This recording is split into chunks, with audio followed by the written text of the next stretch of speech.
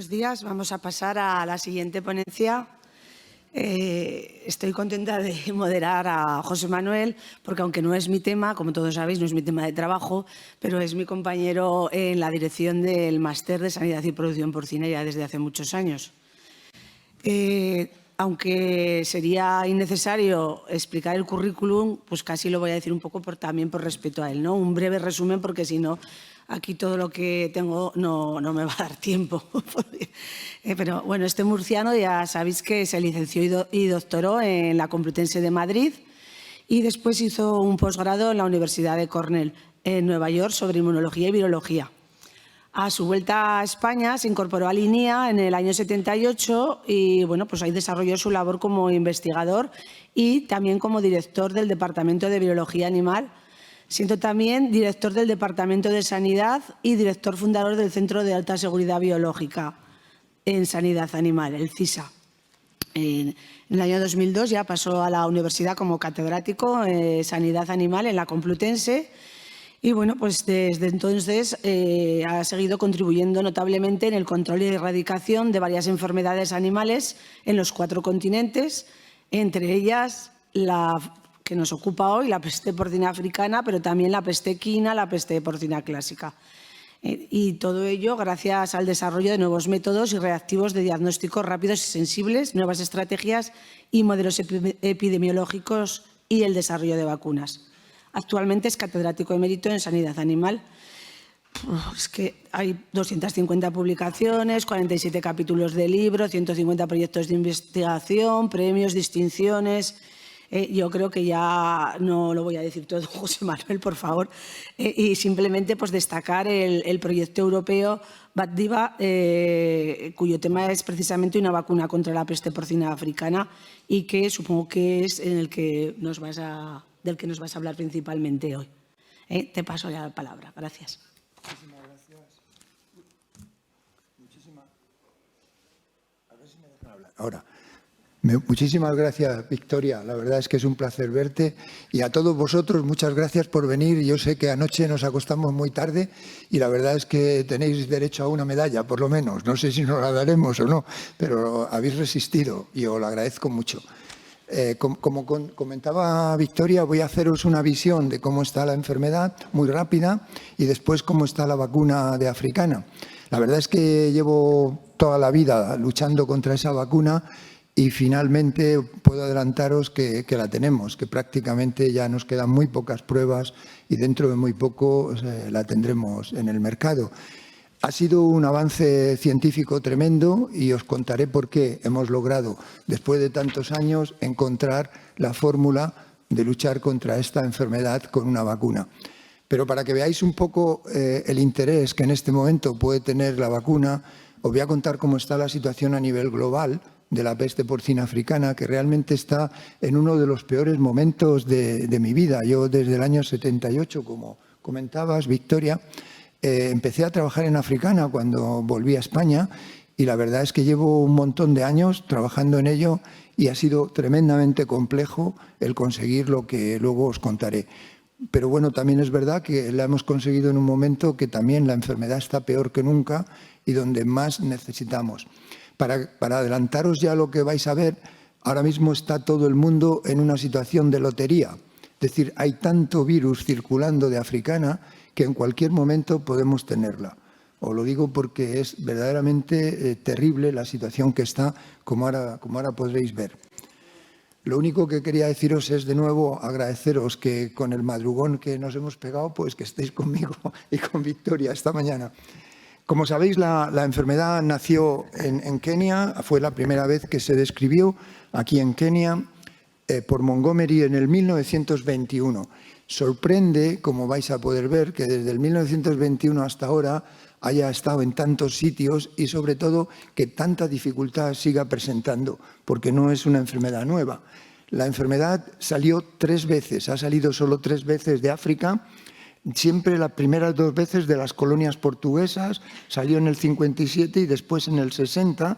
En el 57 el foco fue en Lisboa, en las mediaciones del aeropuerto de Lisboa, y la razón fue que había un avión que llevó a los pasajeros al aeropuerto y las basuras o lo que sobró de las comidas que se dieron en ese avión se le dieron a una granja de cerditos que había cerca del aeropuerto y generó esa enfermedad que sorprendió enormemente en Europa porque no la habíamos tenido nunca y tampoco se conocía bien.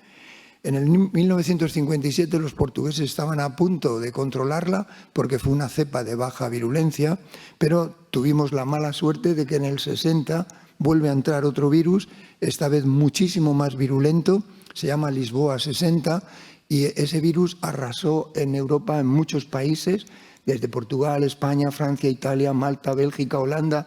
En todos ellos se pudo controlar porque eran focos pequeños, menos en Portugal y en España, que como sabéis, en Portugal la terminaron en el 99 y nosotros en el 95. Es decir, una enfermedad muy, muy complicada, como probablemente recordaréis. El otro salto que pegó en el año 70, en los 70, concretamente en el 71, empezó a afectar a todo lo que es el Caribe, como ahora también está, y a Latinoamérica, en particular a Brasil. Aquí en el 78 es cuando, como bien decía Victoria, me incorporé yo al equipo del profesor Sánchez Botija, donde estuve trabajando desde el 78 en esta enfermedad. Aquí adaptamos sistemas de diagnóstico, montamos por primera vez el ELISA para un virus a nivel mundial, que fue el de africana, y muchos otros test. Describimos lo de las proteínas no estructurales para diagnósticos diferenciales, bueno, varias cosas que no vienen ahora al cuento, pero realmente empezamos a intentar entender esta enfermedad.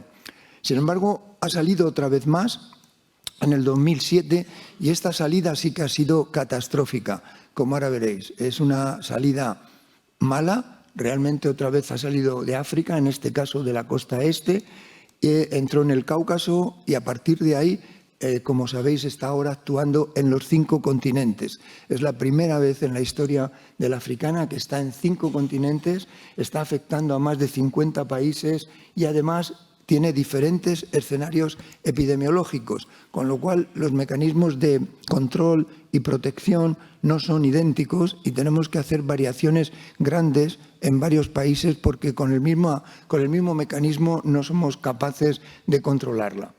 Esta es la situación actual, desde el 78 hasta ahora. Yo no había visto nada igual porque está en todos los sitios. El último continente que se infectó, como probablemente recordaréis, es el continente americano. Aquí llegó seguramente antes a Haití que a República Dominicana.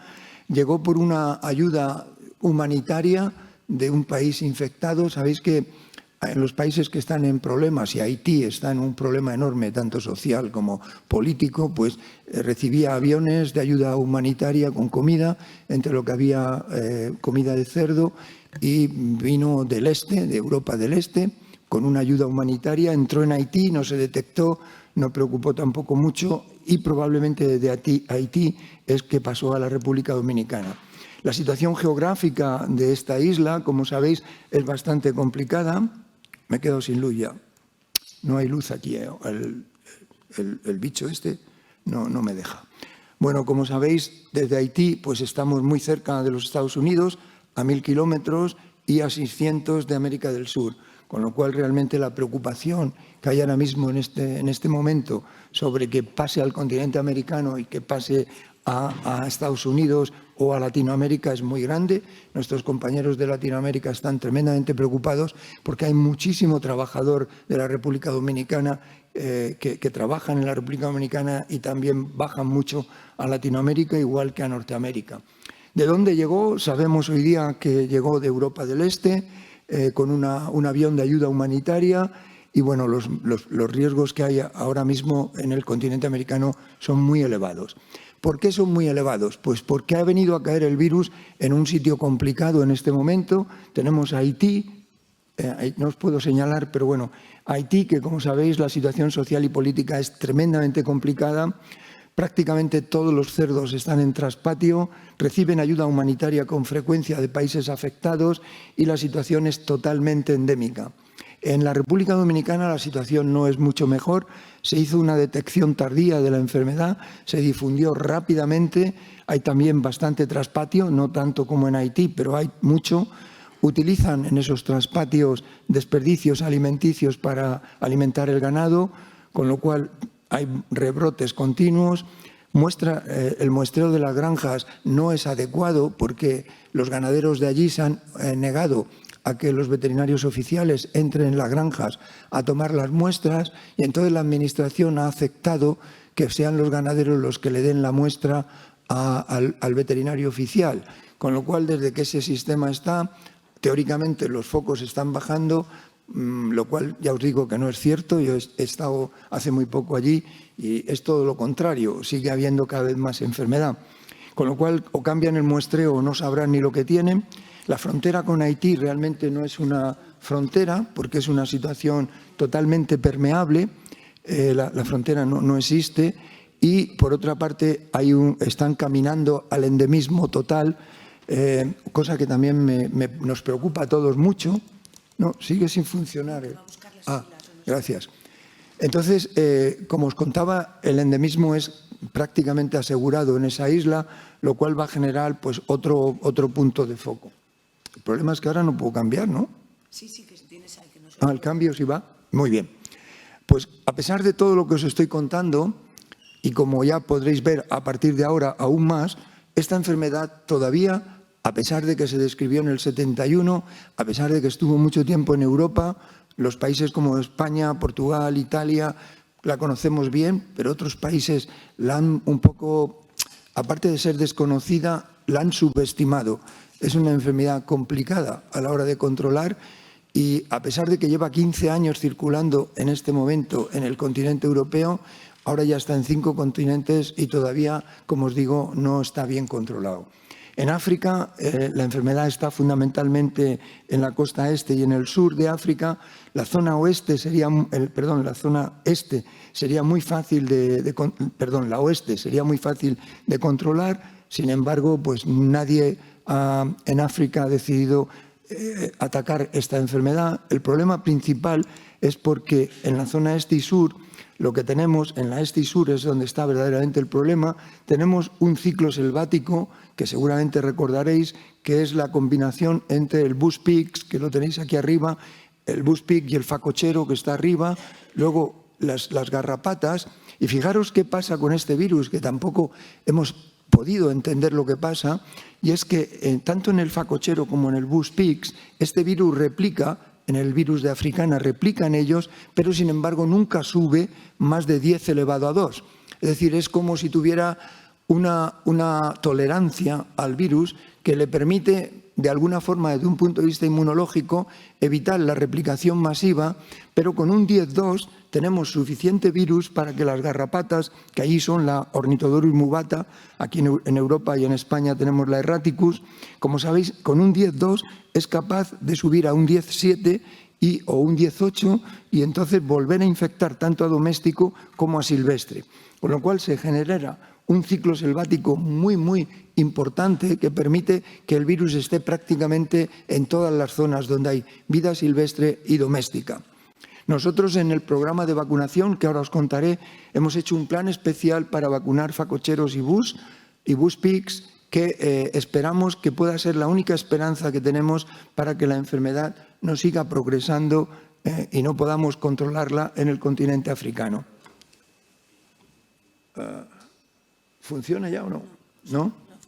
Bueno, ¿qué vamos a hacer?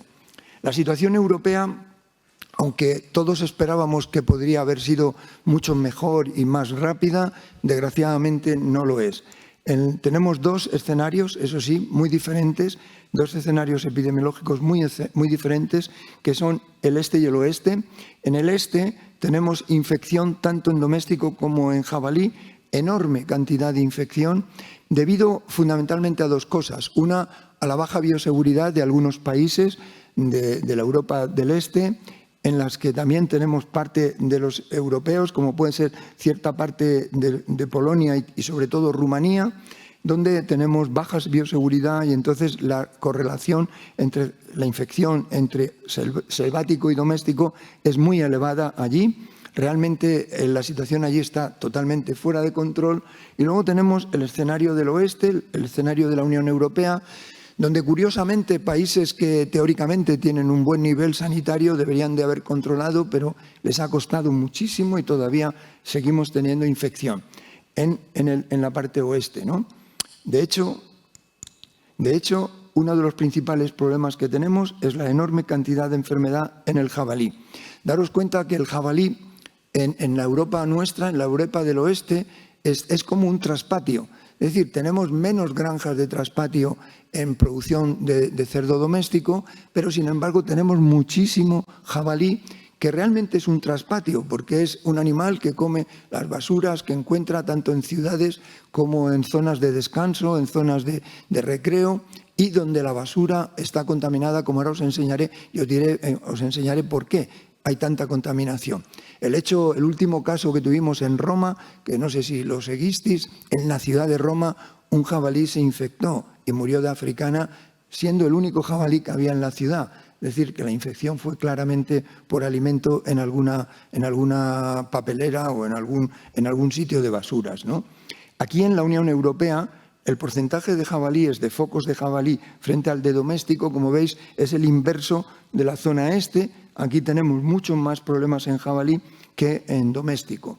Pero los jabalíes, como sabéis, han subido la proporción, la población de jabalíes ha subido enormemente y realmente estamos teniendo un problema serio. Nuestro grupo ya ha descrito cómo se manejan, cómo se mueven estos jabalíes. Hemos visto que tenemos 3 vías directas de entrada a España, con lo cual estamos intentando, con las autoridades de la Unión Europea, intentar que... Gracias, muy amable, gracias. Sí, muchas gracias. Vamos a intentar ver que podamos controlar la situación, pero ya os digo que es compleja. Fijaros que tenemos tanta población de jabalíes en los 3 áreas ecológicas, tanto en el área natural, donde tenemos un 64% de focos de PPA en Europa, estoy hablando de la Europa nuestra, de la comunitaria, también tenemos un 20% en las áreas agroforestales y tenemos incluso un 12,4% de focos en las agrourbanas. Como vosotros sabéis, el jabalí está en todas partes, es decir, tengo una colección de vídeos que, porque no tenemos tiempo, pero os impresionaría ver cómo saben abrir los contenedores, cómo se funciona, cómo salen a cenar en Panda. Y bueno, realmente es una plaga que tenemos para la cual, curiosamente, no se ha tomado todavía ninguna medida importante. Solamente 2 países de la Unión Europea han sido capaces hasta ahora de erradicar la enfermedad, que han sido Bélgica y la República Checa. En ambos países teníamos solo infección en jabalí. La verdad es que hicieron un trabajo excelente, tanto los belgas como la República Checa, y son libres. Y dentro de muy poco también se declarará la isla de Cerdeña, que lleva la infección desde el 1978 y que finalmente le pudimos ayudar a descubrir cuál era su problema y cuál era realmente la fuente viral que estaba conectando tanto doméstico como silvestre, y con ese nuevo plan llevan 2 años y 6 meses sin ningún foco. Pero si os fijáis, desde el 2007 que entró en Georgia y Azerbaiyán, Rusia en el 2007, Ucrania en el 12, Bielorrusia el 2013 y en Lituania ya la Unión Europea en el 2014, seguimos aumentando esta lista. Alemania fue hace poco y Italia ha sido el último país con focos en zonas que realmente estaban claramente conectadas con autovías de la Unión Europea o con basuras contaminadas. ¿Por qué la situación es tan grave? Básicamente el núcleo principal del problema lo tenemos en Asia y en concreto en China. ¿Por qué tenemos el problema en China tan grave? Pues por una situación clara que seguramente entenderéis todos y que probablemente ya habréis pensado en ella. Los chinos comen muchísimo cerdo, muchísimo, y cuando tuvieron la peste la mortalidad que tenían era muy elevada, con lo cual el consumo de cerdo no podían satisfacer las necesidades del pueblo. Intentó el gobierno chino transformarlo el apetito y el gusto hacia el pollo, pero los chinos pues serán lo que sean, pero tontos no son, y no querían que les cambiaran el cerdo por el pollo, con lo cual tuvieron que importar mucho. Sabéis que esa importación ha favorecido a muchos países, entre ellos al nuestro, que hemos estado exportando mucha carne a China. Pero los precios que los chinos tenían que pagar era muy elevado, entonces estaban buscando una solución. Esa solución realmente no ha sido una solución sanitaria, pero sí una situación social para ellos. Por eso os la quiero contar. Realmente lo que empezaron fue a ver que había vacunas totalmente ilegales, vacunas que en un principio ellos creyeron que no era una vacuna, sino que había sido una mutación. La primera cosa que nos comentan nuestros colegas chinos, que la situación, como veis, es tremenda, porque está prácticamente toda China contaminada, pero también muchos otros países del entorno. La primera comunicación que nos hacen los chinos es que en la zona esta de aquí, donde hay 7 provincias, ellos en principio encuentran que hay una mutación en un gen, que es el CD2, que es un gen ligado a la atenuación. En un principio todos pensamos que era posible que por el paso tan enorme, la cantidad tan enorme de infecciones que había, esa atenuación se pudiera producir. Pero poco después nos cuentan que ya no solo es una atenuación en un gen, sino que están encontrando hasta 7 genes que no es que haya presente en una mutación, sino que han hecho una delección, es decir, que han desaparecido 7 genes del virus de Africana. Ahí ya le dijimos que no era una cosa natural y que habían estado alguien metiendo la tijera a nivel molecular y que estaban haciendo vacunas ilegales. Y efectivamente se encontraron en estas 3 provincias que os señalo ahí, se encontraron que había algunas cepas que no eran hemoabsorbentes, significa que eran atenuadas y que presentaban menos virulencia, pero que eran muy transmisibles. El periodo de incubación era más largo, 30 días, presentaban menor mortalidad, pero elevada transmisión, se observaban formas subagudas y crónicas. ¿Qué ocurre con esto? Que desde el punto de vista sanitario, para todo el resto del mundo, esto es muy peligroso, porque ya no tenemos una peste porcina aguda, la que más o menos todos los clínicos podríamos detectar, sino que ahora están circulando enorme cantidad de cepas de baja virulencia, con una clínica totalmente distinta que os podría pasar desapercibida a todos vosotros y que realmente representa un riesgo mayor para el resto del mundo. Pero claro, cuando hablas con las autoridades chinas, ellos te dicen, bueno, sí, pero es que a nosotros también nos infectaron y nosotros tenemos también derecho de defendernos. Y entonces es posible que podamos infectar, pero es que tenemos que sobrevivir con nuestro problema. Realmente fijaros que el problema es tan grave, que poco después, en las zonas estas del norte, que es una de las zonas más productivas de China, aparecen no ya cepas de baja virulencia del genotipo 2, que era el que estaba circulando, sino aparece por primera vez cantidad de cepas atenuadas de genotipo 1, que es el genotipo que teníamos nosotros en los 70 hasta los 90 y que siempre había estado solo en laboratorio de investigación. No sabemos cómo, algún laboratorio llegó a algún acuerdo con los chinos y dio esa cepa. Con lo cual, ahora mismo tenemos una complejidad molecular y sobre todo clínica que plantea un problema tremendo. Hace muy poco, un estudio de gente que ha ido a hacer toma de compra de alimento chino en diferentes partes de China y que ha logrado traerlo después a la Unión Europea para su análisis, ha demostrado que prácticamente más del 80% del producto que habían comprado en tiendas normales estaba contaminado con el virus de Africana.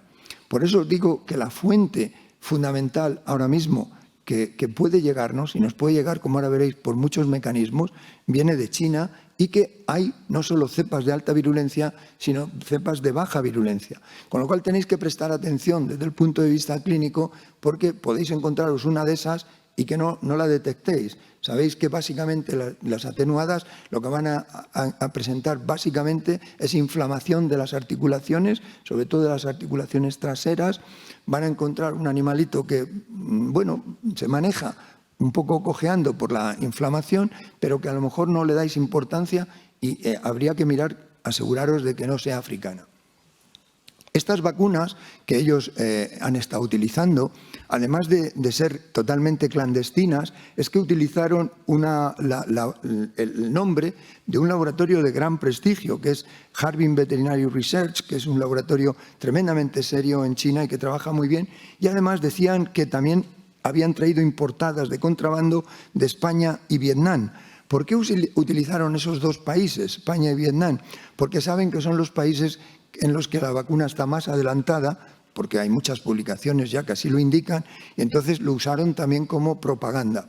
El hecho es que todavía se pueden comprar por Internet en China, con lo cual la situación en Asia, pero sobre todo en China, es particularmente complicada. Pero no solo eso es complicado, sino que en el año 2021 los chinos realmente sí que informaron de los focos de africana, en rojo los tenéis. En China en el 21, como veis, estaba llena de focos China. Sin embargo, en el año 2022 solo han declarado 2, uno aquí arriba, el azul, y este de aquí abajo, uno en salvaje y otro en doméstico. Sabemos que no es verdad, que los focos están en todas partes, pero ya ellos pues están intentando ir camuflando de que la situación está más controlada. La difusión de la enfermedad es tan enorme que, como os digo, en un chequeo aleatorio se ha encontrado casi un 80% contaminado. ¿Cuál es la situación actual ahora mismo en China? Pues el virus está circulando fundamentalmente en el sector doméstico, pero también en el silvestre. Lo que pasa es que en el silvestre los chinos no le dan importancia, no lo consideran importante cuando nosotros sabemos que es un reservorio tremendamente complicado. Incluso parece ser que hay garrapatas blandas, tipo la nuestra, el Ornithodorus erraticus, aunque desde el punto de vista oficial no dicen ni que sí ni que no. Principales problemas que vemos. Solo han informado de 2 casos en el 2022, cuando realmente sabemos que hay mucho más. Reciente material contaminado se ha detectado que tiene virus circulando, como os he comentado antes. El virus de la PPA es frecuentemente encontrado en productos porcinos, lo que sugiere una amplísima y generalizada contaminación y amplia utilización de vacunas ilegales, cepas emergentes atenuadas tanto del genotipo de los años 70 como del año 2021. Esta es la situación actual. Solo quiero, no por asustaros, sino para haceros una idea, la cantidad de barcos chinos que vienen a todos los continentes. Es decir, es tremendo. Se ha incrementado la exportación china de miles de cosas que vienen en barcos que llevan, sobre todo barcos de contenedores, que llevan una unidad de trabajadores cuyo alimento se carga en China y no compran en otros sitios. Llevan todo en frigoríficos para ir tirando esas basuras en los diferentes puertos en los que recalan. La situación, como os digo, es altamente preocupante. ¿Y cómo nos podría entrar? ¿Cuál es el mecanismo de entrada? A través del alimento. Una vez más, el alimento en africana va a ser la clave del presente y del futuro.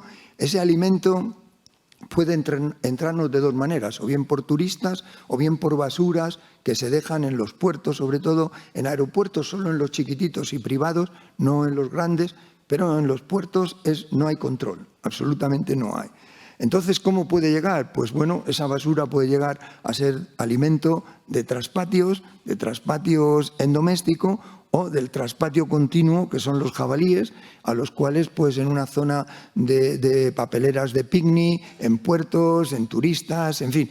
Hay muchas formas de que un alimento pueda llegar contaminado y bien sea o bien dado a los que utilizan las basuras para alimentación del traspatio o bien a los jabalíes, que son los auténticos traspatios europeos, nos pueden llegar. Esta es como estamos intentando hacer un programa de vigilancia exhaustivo para cuando un país de Europa esté afectado, como sabemos esas autovías, podamos de alguna manera controlar que no nos llegue, pero es complicado. ¿Cuáles son los puntos de riesgo donde os tendríais que concentrar más? Pues aeropuertos privados, como os digo, puertos de mercancías y zonas fronterizas. ¿Qué buscamos? Alimentos, las basuras las dejan en los puertos, en cualquier tipo de papelera. No hay un mecanismo en la mayoría de los puertos para realmente hacer un control como hacemos en los aeropuertos, en algunos aeropuertos. Los residuos alimenticios llevan una alta carga de virus y las ayudas humanitarias a países que las necesitan, muchos de ellos son de países afectados, con lo cual les están ayudando, pero también perjudicando. En cuanto a los tipos de granja, pues obviamente los de más riesgo son los traspatios, los familiares, luego todos los basurales y los negociantes de miseria que, como sabéis, han aumentado muchísimo en la era COVID. Tenemos que no olvidar tampoco la vigilancia en silvestres, sobre todo en zonas donde además haya garrapatas. y deciros que realmente el tema aquí es importante que lo tengamos en mente, porque si no hay compensación, y en muchos de los traspatios no se atreverían a pedir la compensación, no tienen ni siquiera veterinario que vaya a verlos, hay muchísimo movimiento ilegal en ese mundo, ¿no? La repercusión en este momento, pues prácticamente todos los países podemos tener la desgracia de ser infectados. Como os digo, el último ha sido Italia y realmente sabemos que ha habido 2 focos en Italia al principio, ahora hay muchos más, que fueron en unas autovías donde hay mucho tráfico de la Europa del Este, que estaban conectadas con una población de jabalíes importante y debieron de pasar a tomar en las papeleras de esa zona de descanso, y el otro ha sido un poco más a la izquierda, probablemente en el puerto de Génova. El caso es que realmente lo podían haber controlado, porque tenían la población entre 2 autovías, pero tardaron tanto en tomar la decisión que cuando fueron a actuar ya era imposible. Yo lo digo porque hasta estuve en el Senado italiano ayudándoles, les dimos un programa especial, pero bueno, ya sabéis cómo eso nos puede pasar aquí en España igual, discusiones, los autónomos, los generales, el Estado, las comunidades, en fin. Para cuando quisieron empezar fue demasiado tarde y ahora Italia está afectada, el jamón de Parma no se puede exportar y bueno, imaginaros aquí la que nos puede caer. Y esto es una cosa que hay que aprenderla, que nos puede pasar. Una vez que os he contado eso y que luego, si Victoria me deja que contestaros preguntas, en las preguntas que tengáis podemos aclarar esa primera parte, voy a contaros ahora cómo está la situación real de la vacuna de africana y qué perspectivas reales tenemos de su potencial utilización. Primero quiero haceros un resumen de cómo ha sido la historia de las vacunas. En vacunas, desde el año 78, hemos intentado hacer de todo. Yo os digo porque he estado en ese mundo desde el 78. Sabemos perfectamente que las vacunas inactivadas en africana no funcionan. ¿Eso qué significa? Que una vacuna muerta no puedes presentar, que una vacuna solo con antígenos que no tengan replicación no pueden inmunizar y que se necesita algún tipo de replicación y de presentación antigénica por los macrófagos especial. Mecanismo que ya os adelanto no lo conocemos a nivel inmunológico. Esta vacuna que os voy a contar es probablemente la primera vacuna que se hace más por genética molecular que por inmunología, porque seguimos sin encontrar una proteína en el complejo enorme del virus de africana que induzca anticuerpos neutralizantes. Con lo cual, bueno, ahora os lo voy a contar para que entendáis la complejidad. Pero es una vacuna que está basada más en genética molecular, que ahora os contaré, porque desde el punto de vista inmunológico seguimos sin entender el mecanismo perfectamente. La segunda cosa que sabemos es que las vacunas de subunidades, es decir, intentamos con vacunas de proteínas, solo con proteínas de la estructura proteica, que ahora veréis es compleja, tampoco funcionan. Las vacunas con el ADN del virus tampoco funcionan en africana. Y las únicas que funcionan son las vacunas atenuadas. Es decir, cepas atenuadas o bien de forma natural o bien de forma artificial. Con esas conseguimos una inmunidad que protege entre un 92 y un 100%, pero tienen un enorme problema, que es lo que ha pasado en Vietnam y lo que puede pasar a mucha gente que no conozca bien este virus, que es la relación entre la eficacia y la seguridad. Las atenuadas tienen mucha facilidad a revertir a virulencia. Es decir, son atenuadas, tú las inmunizas, tú inmunizas con eso, el animal tiene una reacción muy buena, muy protectiva, pero después esa misma vacuna, o bien cuando se encuentra el virus calle, o bien por él mismo, hace o una recombinación o una reversión a virulencia y acaba afectando. Esto es una historia que sabemos desde hace muchos años, desde el año 60 y tantos. Ahora os enseñaré. Entonces, ¿qué podemos hacer con las atenuadas? Desde el punto de vista inmunológico seguimos sin saber bien el mecanismo de protección porque, como os digo, no encontramos una proteína que sea neutralizante y que pueda valernos para hacer una protección cruzada, como son el 99% de los virus. En este tampoco. Con lo cual hemos tenido que hacer otras cosas que ahora os voy a contar. Para que os hagáis una idea del complejo de este, bueno, de hecho yo soy el único calvo de la familia. Cojo también, pero la cojera es de la polio, no tiene nada que ver con este. Pero lo de la calvicie sí que creo que tiene que ver con este mucho, ¿sabéis? Porque me ha hecho mucho darle vueltas a la cabeza. De hecho, del resto de mis hermanos, que somos 7, todos tienen una melena increíble. Yo la tenía también, pero ya veis cómo estoy, ¿no? Y esto en parte es pensando en este jodido, que es muy complicado. Fijaros, para que os hagáis una idea a nivel molecular, fijaros que es un virus que tiene 170 a 190 genes. Es decir, fijaros que el PIRS, que nos lleva de cabeza al sector porcino, tiene 10, el parvo tiene 2 y el circovirus 5. Es decir, os he puesto 3 virus complicados, que algunos nos dan bastante disgustos, todavía en el porcino, y africana tiene entre 170 y 190. Es decir, el tamaño de este virus es tremendo.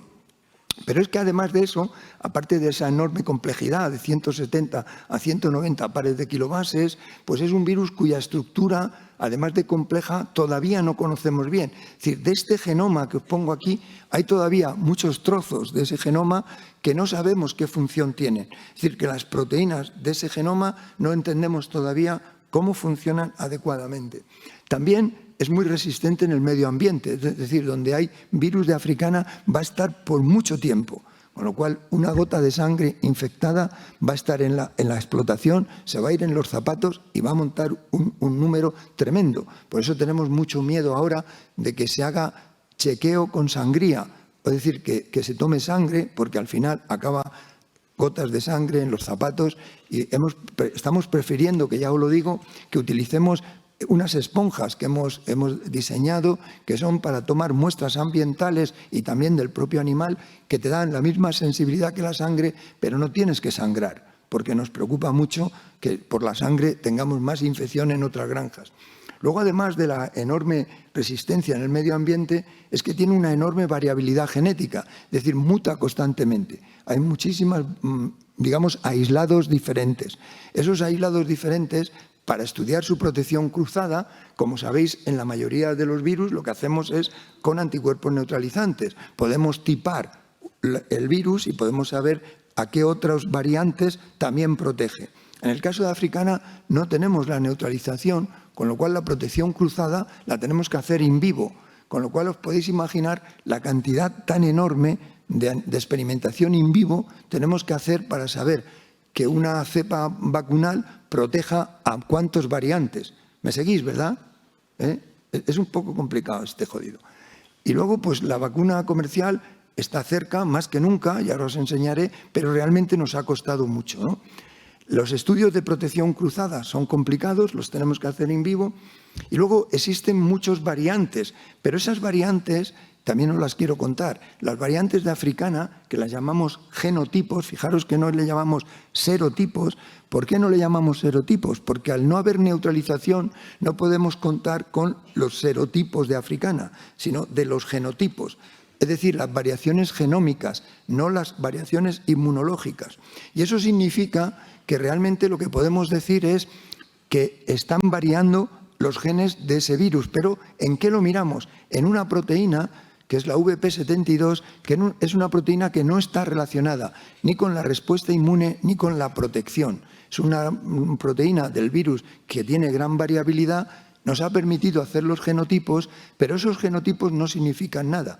Es decir, que yo tenga una vacuna de genotipo 2 o de genotipo 1 no significa que solo me vayan a proteger los virus clasificados como genotipo 1 o genotipo 2, sino que pueden haber protección cruzada porque el genotipo está hecho con una proteína que no juega un papel en la protección.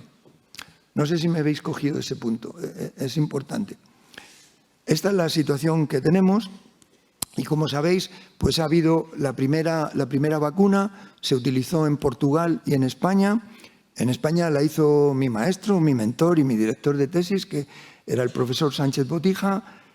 Hizo una cepa atenuada que se aplicó en Extremadura y que también los portugueses la hicieron en Portugal. Manso Ribeiro, que fue un gran investigador de africana portugués, también la diseñó.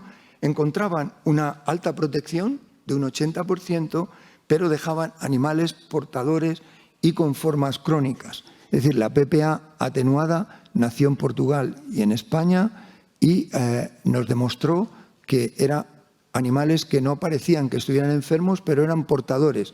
Por eso la adaptación de Lisa en esos años fue vital para poder erradicar en España, porque había muchos ganaderos que tenían la enfermedad, pero los cerdos estaban bien. Entonces, cuando íbamos a decirles que eran positivos, no se lo creían, tuvimos muchas dificultades para explicarles por qué eran infecciosos. Entonces, en Africana eso es lo que ocurre. Entonces, durante mucho tiempo se han estado haciendo ensayos hasta que recientemente, con bombo y platillos y de todo, los colegas de del laboratorio de Plum Island, que pertenece al USDA, o sea, al Ministerio de Agricultura, lanzaron que tenían una vacuna de Africana. Ya sabéis que en este momento, en el momento en que estamos luchando, había dos grupos que estaban muy adelantados, uno eran ellos y el otro es el nuestro. La nuestra es la vacuna europea, la llaman, y la americana. Entonces los americanos hicieron una venta a varios laboratorios. Hay varios laboratorios, incluso europeos, que han comprado mutantes de esa vacuna americana, pero los primeros que la han lanzado han sido, como sabéis, en Vietnam. Y la verdad es que los resultados han sido catastróficos desde el punto de vista, bueno, a mí me ha sorprendido enormemente. ¿Por qué? Pues porque no se sabe si hubo una reversión a virulencia o si realmente no es que la hubo, sino que realmente estaba virulento, o que como estaba producida la vacuna americana en leucocitos de cerdos de Vietnam, en esos leucocitos hubiera otra partícula viral o bacteriana que todavía no se ha aislado, pero que haya podido ser. Yo estuve hace muy poco en el ISBB en Gante, en Bélgica, hace muy poco, con uno de los investigadores de la vacuna. Él dice que el problema principal no ha sido de la vacuna, sino que los vietnamitas han vacunado en zonas que estaban infectadas, en zonas que no eran las adecuadas, con dosis que no eran las adecuadas, y que ese ha sido el fracaso. La verdad es que no aportó muchos resultados para que realmente lo entendiéramos aquello, pero lo que sí que dijo es que es evidente que no siguieron las instrucciones de uso de la vacuna, con lo cual es probable que eso haya sido la razón y que de hecho el gobierno de Vietnam estaba ya a punto de volver a aprobar la vacunación masiva que estaba previsto. La verdad es que esto fue una ducha fría, ¿no? Porque realmente habían hecho un trabajo interesante, aunque no habían hecho demasiadas pruebas in vivo, pero parecía que podía ser seguro, y la verdad es que fue como una ducha fría, ¿no? Para nosotros ha sido una sorpresa negativa, nos ha dado una pena enorme, porque no nos importa que América vaya adelante, lo importante es que realmente nosotros también la saquemos. Ya sabéis que además en América el objetivo es American First, y nosotros tenemos Vacdiva Safe, y son dos mensajes diferentes, ¿no? Pero realmente nos ha dado a todos una pena enorme, y desde luego estos colegas americanos estaban bastante hundidos, porque eso le ha repercutido muy negativamente al grupo, pero también a la posibilidad de una vacuna segura, ¿no? Y bueno, pues así está la situación. Luego, si queréis alguna pregunta más, os la cuento, ¿no? El caso es que Vietnam retira, ahora dicen que lo van a abrir, bueno, eso nos contó el americano, de momento lo tienen retirado. Y entonces os voy a hablar también muy brevemente de la vacuna nuestra, por qué nace y cómo estamos. La vacuna nuestra nace porque en el año 2018, en el 2018 la Unión Europea saca una call, o sea, una llamada abierta para financiar un proyecto de investigación sobre vacuna africana. Nos presentamos 7 propuestas, 7 proyectos, la ganadora fue Vacdiva y por eso llevamos desde el año 2019 trabajando con ella. Terminaríamos en teoría en el 23, pero por los retrasos de COVID vamos hasta el 24. ¿Y realmente en qué consiste nuestra vacuna? Bueno, fue financiada y es financiada con 10 millones, está formada por 16 países, 13 de la Unión Europea y 3 externos. ¿Por qué metí tantos países? Porque, como sabéis, necesitamos cepas virales que circulen en diferentes sitios para poder hacer la protección cruzada, que es un tema clave en Africana, y si no tienes esas cepas no lo puedes hacer. Entonces, colaboran básicamente solo en eso. El core de la vacuna son solo 4 grupos o 5. Y bueno, de fuera tenemos a Rusia, que la Unión Europea nos pidió que la sacáramos porque ahora no hay relación, pero hasta ahora ha estado con nosotros.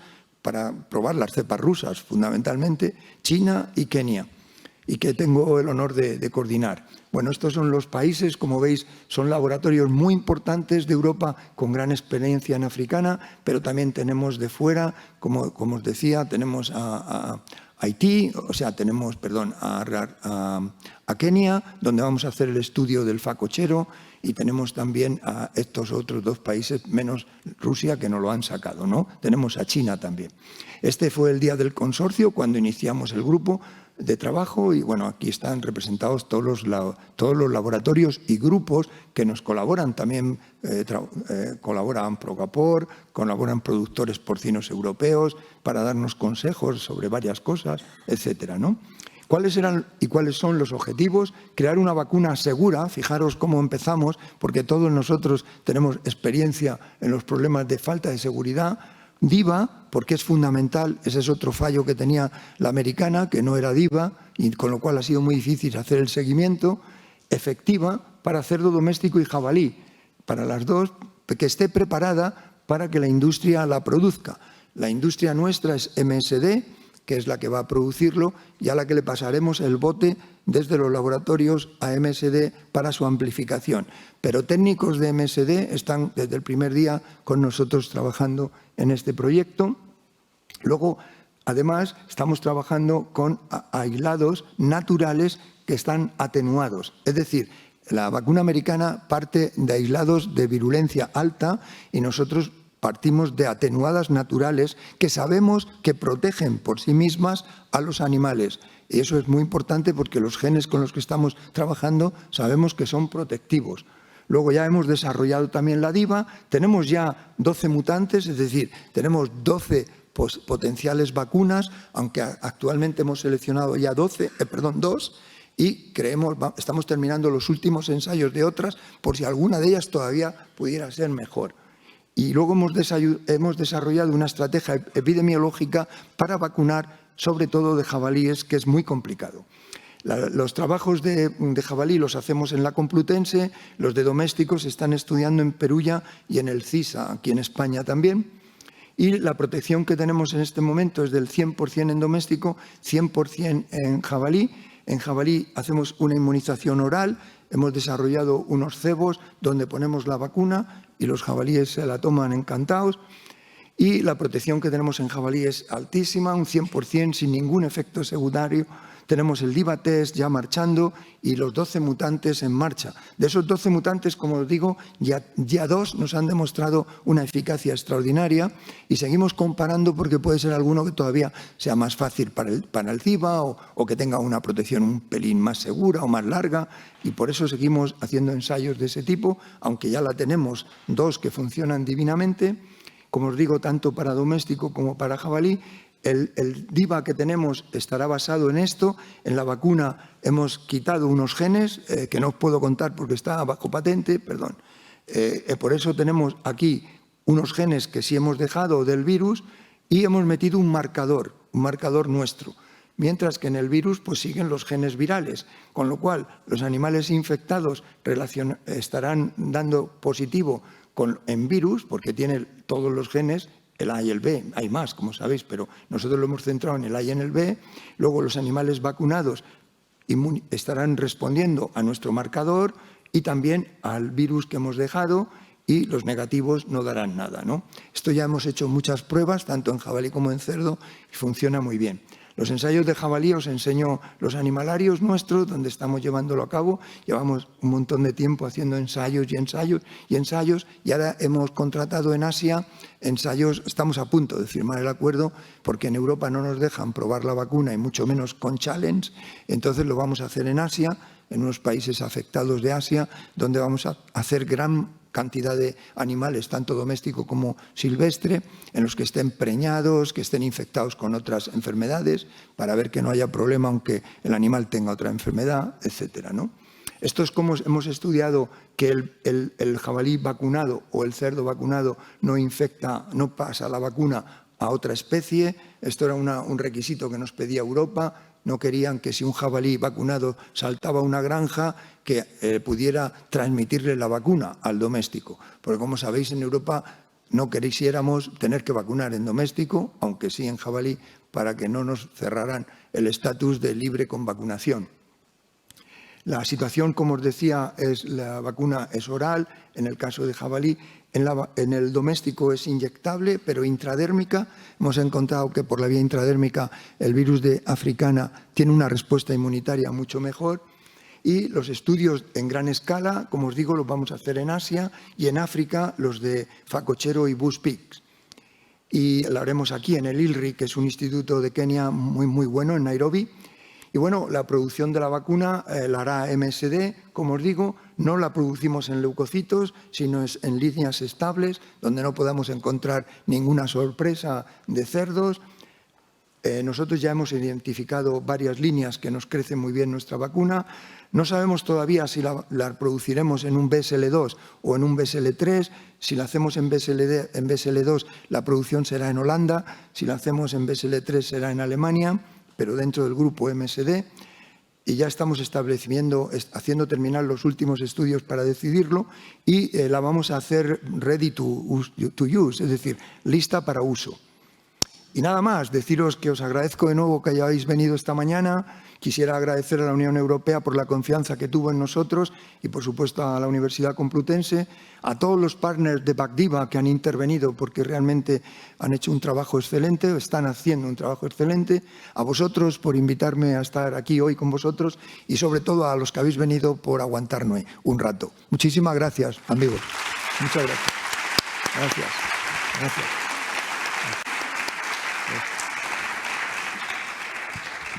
Muchas gracias, José Manuel, por este resumen, esta actualización y esta información. Pero estoy seguro de que va a haber preguntas por parte del auditorio.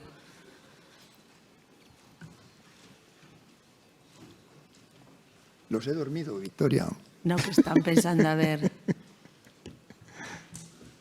¿Quién tiene una pregunta? ¿Lo tenéis claro? Sí, ahí al fondo y aquí adelante tienes dos.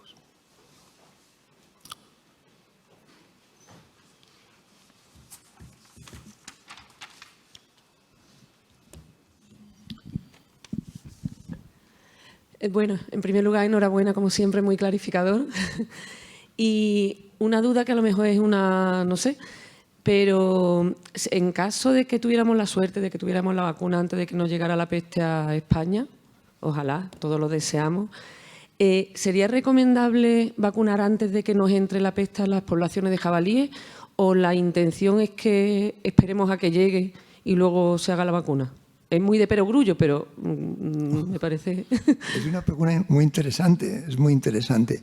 Realmente esa decisión, como tú sabes, la tendría que tomar el Ministerio de Agricultura, la Dirección General de Sanidad Animal, y la verdad es que nosotros lo que hemos hecho son modelos epidemiológicos de potenciales entrada a la Unión, a España, a la Unión Europea, ya los teníamos también, y cómo podría entrarnos a nosotros, que hay, como te digo, tres autopistas que nos entran directo, porque los jabalíes lo que hemos estudiado es cuáles son los hábitats que ellos quieren, cuáles son las cosas que ellos buscan para moverse de un sitio a otro. Es decir, hemos estado valorando por qué se mueven para un lado y no para otro, entonces hemos descubierto cuáles son los factores que le hacen inducir a esa marcha y cuál sería su camino.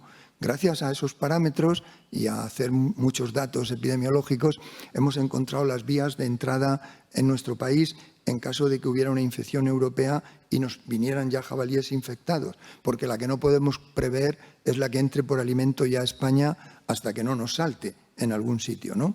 Entonces, en cuanto a las autovías, hemos encontrado tres: una que entra directo en el corazón de Lérida, otro que entra más por Andorra y otra que entra por el País Vasco.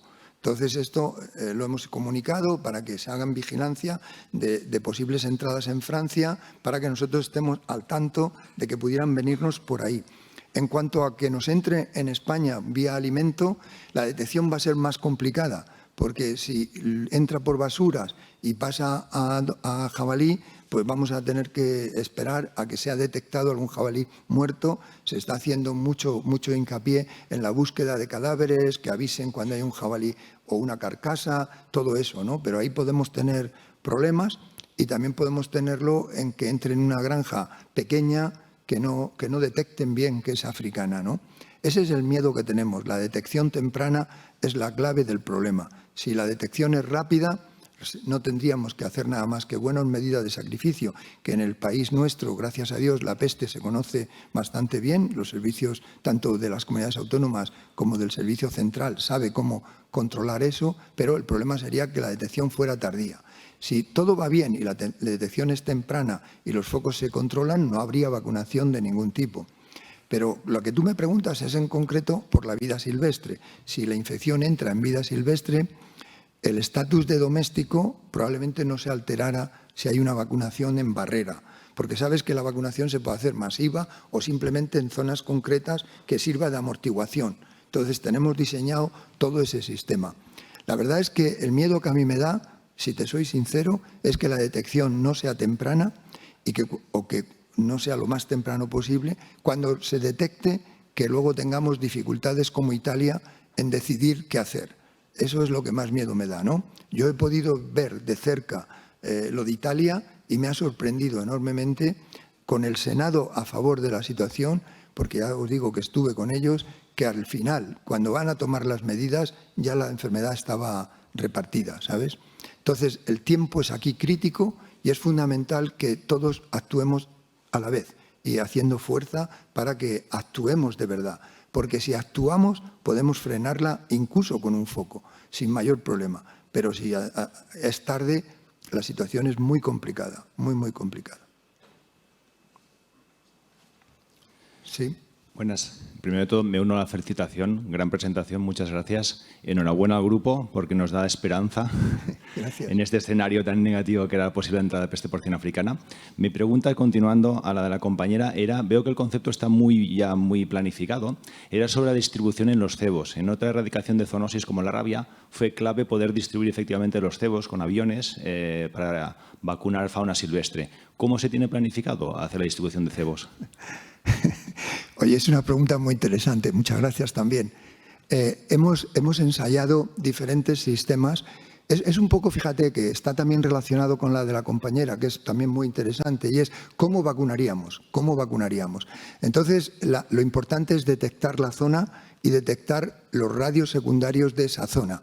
Ahí lo que tenemos son 3 ensayos fundamentales con jabalí que están basados en entrada en zonas que montaríamos para esa zona, donde capturaríamos provisionalmente a las familias, a los grupos familiares, los vacunaríamos y los dejaríamos después que se fueran caminando. Entonces tenemos como cercones, un diseño de cercones que instalaríamos en los sitios claves de donde los jabalíes pueden estar para intentar inmunizar al mayor número posible. Tenemos 4 ensayos sobre eso, que si te interesa te los puedo mandar porque son muy interesantes, cómo hemos decidido, según dónde sea, qué tipo de cercón y cómo hacer la vacunación, y lo tenemos ya también entregado a las autoridades europeas y por supuesto a las españolas, cómo podríamos, si detectamos tempranamente, los puntos de riesgo donde estarían la difusión y cómo poder inmunizar. Pero lo haríamos con cercón, básicamente, diferentes tipos de cercones según la zona. O sea, bien, bueno, ya te los enseño y ahí lo haríamos. Eso es lo que hemos preparado. Muchas gracias. Espera, que te van a dar.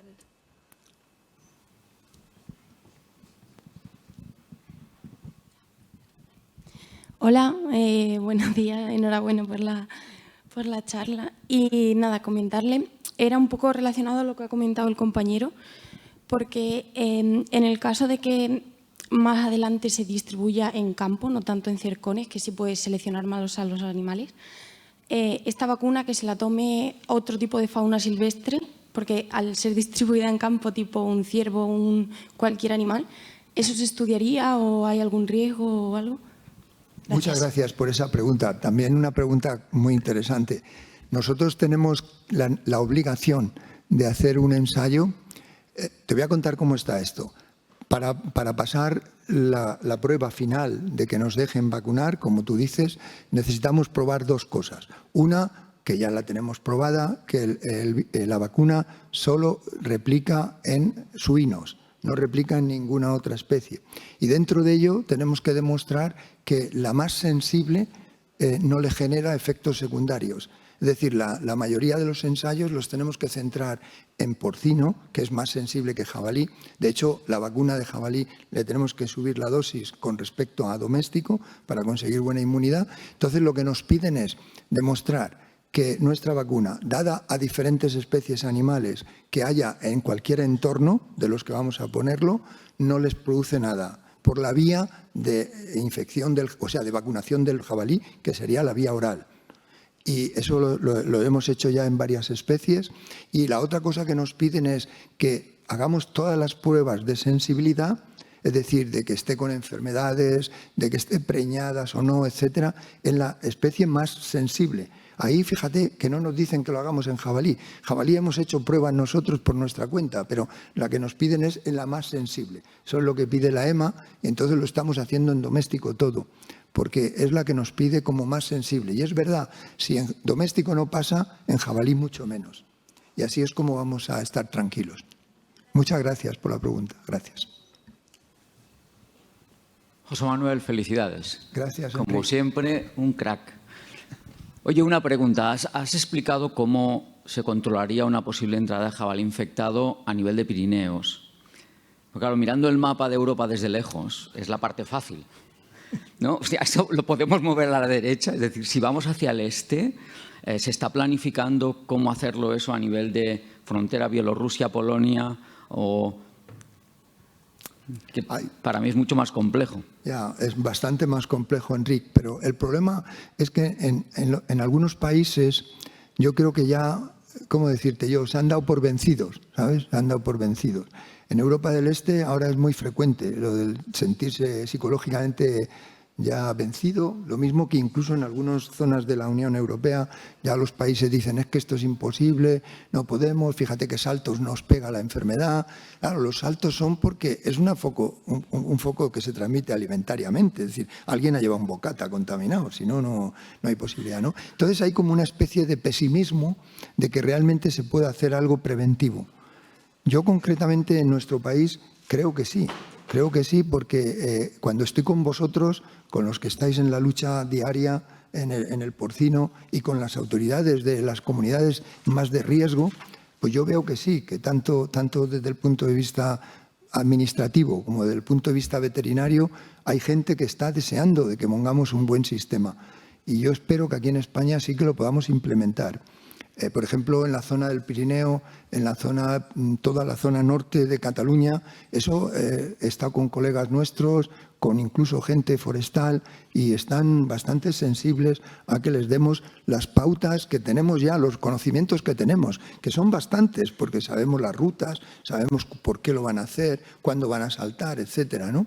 Yo espero que España, si se mueve, pues lo podamos hacer mejor que nadie, porque de verdad que creo que es el país que más información puede aportar a sus servicios sanitarios, ¿no? Pero como siempre, pues no depende de nosotros. O sea, la investigación, como sabes, la contamos, la hacemos a pública para que sea usada e incluso nos ofrecemos a ir, pero a lo mejor no hay interés y entonces pues te encuentras con que llamas a puertas que no se abren, ¿no? En gran medida yo creo que va a depender de vosotros y sobre todo también de los ganaderos que vean la realidad, y que la realidad es que estamos en una lotería que nos puede caer en cualquier momento y realmente fuercen a que todo lo que la ciencia ha podido aportar pues se tenga preparada. Yo creo que sería lo lógico, pero eso dependerá pues de las comunidades, en fin, ya sabes cómo funciona esto. Yo me he quedado, Enrique, te cuento esto porque me ha sorprendido enormemente la reacción italiana. O sea, estuve en el Senado, no es que fueron con 4 tíos, en el Senado, contándoles con una claridad meridiana cómo deberían de actuar, porque lo tenían fácil. Estaban entre 2 autovías grandes, que, hombre, aunque los jabalíes cruzan, pero el número es muy bajo. Y podíamos haberlo hecho, y no se hizo. Y entendieron los senadores que era posible. Pero cuando tomaron la decisión, ¿qué nos va a pasar aquí? Yo qué sé. Aquí es que depende de tantas cosas que yo me vuelvo loco a veces, ¿sabes? Te soy honesto, Enrique, eso es lo que creo que va a pasar, Enrique. Gracias. ¿Sí?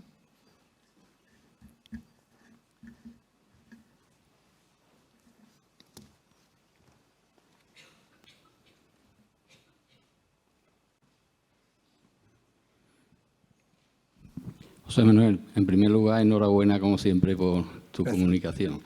Quería preguntarte si tienes conocimiento si el Ministerio de Agricultura, porque hay mucho bla bla, pero luego no llega nada a legislarse, está programando algún control sobre la fauna salvaje. Y hablo de fauna salvaje porque no solo el jabalí, en la periferia de las grandes ciudades, los cerditos estos mascotas y tal, y cerdos asilvestrados domésticos son también una verdadera plaga.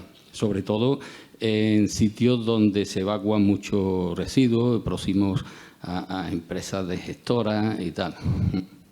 Sí, yo creo que, gracias por la pregunta, creo que sí, que tienen un programa que lo están trabajando directamente con las comunidades autónomas, aunque en él no estamos nosotros, o sea, no nos han invitado a que podamos ayudar, pero creo que sí, que están trabajando en eso ya. No sé ahora en qué comunidad estarán, pero creo que el programa es vigilar ese contacto con la vida silvestre y creo que sí que lo tienen, pero no te puedo contestar más porque no hemos participado en él, no hemos participado. O sea, no nos han invitado a que participemos.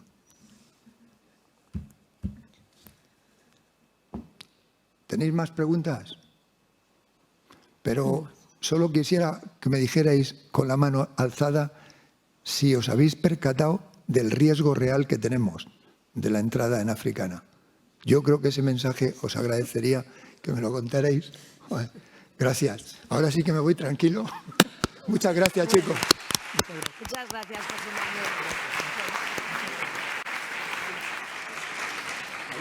Ahora pasamos al café, ¿no? Que vamos con un retraso, entonces seguramente cortaremos un poquito porque si no, no nos va a dar tiempo de llevar el orden que llevamos de sesiones. Así que en vez de media hora vamos a dejarlo en 20 minutos.